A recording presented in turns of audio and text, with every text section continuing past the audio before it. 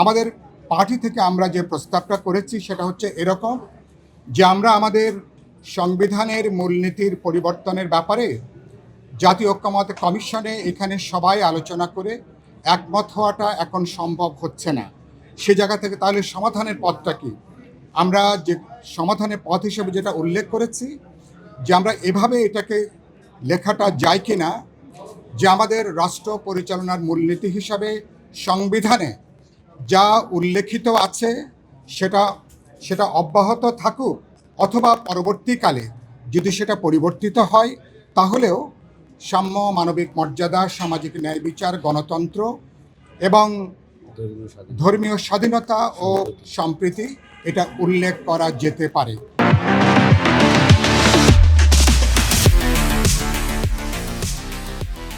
এইভাবে হয়তো একটা সমাধানের জায়গায় আসা যেতে পারে। তারা সময় দিয়েছিলেন, আমরা 10 মিনিট নিজেরা পরস্পর আলাপ আলোচনা করেছি।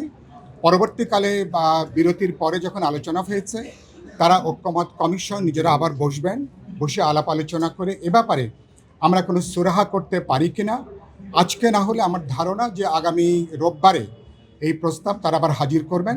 জাতীয় সাংবিধানিক যে কমিশনগুলো, আমরা মনে করি একটা বহুত্ববাদী গণতান্ত্রিক সমাজে আমাদের নির্বাহী বিভাগের কর্তৃত্বটার আমরা যে পরিমাণ দুর্ভোগ এবং দুর্যোগের মুখোমুখি হয়েছি, সাংবিধানিক প্রতিষ্ঠানগুলোকে দলের অনুগত লোককে নিয়োগ দিতে যে বাস্তবে প্রধানমন্ত্রীকে প্রায় রাশিয়ার জারের মতন ক্ষমতা তাকে দেওয়া হয়েছিল।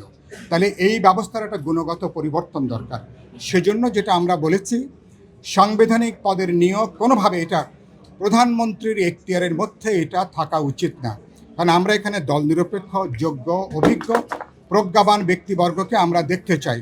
সে কারণের জন্য জাতীয় ঐক্যমত কমিশন সংশোধিত আকারে তারা যে প্রস্তাবটা হাজির করেছেন, এটাকে এখন সাংবিধানিক পদের নিয়োগ কমিটি এই নামটা দিয়ে 7 জন প্রতিনিধি থাকবেন প্রধানমন্ত্রী সহ।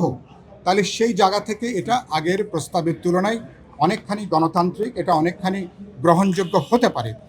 আমরা যেটা উল্লেখ করেছি, এই কমিটির যে কাজটা, তাদের জুরিসডিকশন কি, এ ব্যাপারটা সুনির্দিষ্ট হওয়া দরকার। কোন কোন সাংবিধানিক প্রতিষ্ঠানে নিয়োগটা হবে, তাদের উল্লেখের মধ্যে অডিট জেনারেলের যে পোস্ট, রাষ্ট্রের আয় ব্যয়ের যে বিষয়টা, এই মহা হিসাব রক্ষক যেটা, এই বিষয়টা উল্লেখ ছিল না। আমরা বলেছি এটাকে আপনারা উল্লেখ করুন, এটাকে উল্লেখ করে এটা টার্মস রেফারেন্স কী হবে এটাকে নির্দিষ্ট করুন, 1। আর 2 হচ্ছে এটা কোনোভাবেই প্রধানমন্ত্রীর নির্বাহী ক্ষমতার সাথে এটা সাংঘর্ষিক নয়। আমরা দেখতে চাই প্রধানমন্ত্রীর ক্ষমতাটা তিনি কার্যকরভাবে তিনি প্রয়োগ করবেন, কিন্তু এটা গণতান্ত্রিক রাজনৈতিক একটা জবাবদিহিমূলক ব্যবস্থার ভেতরে। শেষ যে কথাটা বলে শেষ করব, এই কমিটি কাজ করবেন ভবিষ্যতের তত্ত্বাবধায়ক সরকার প্রধান উপদেষ্টা শপথ নেবার আগে পর্যন্ত।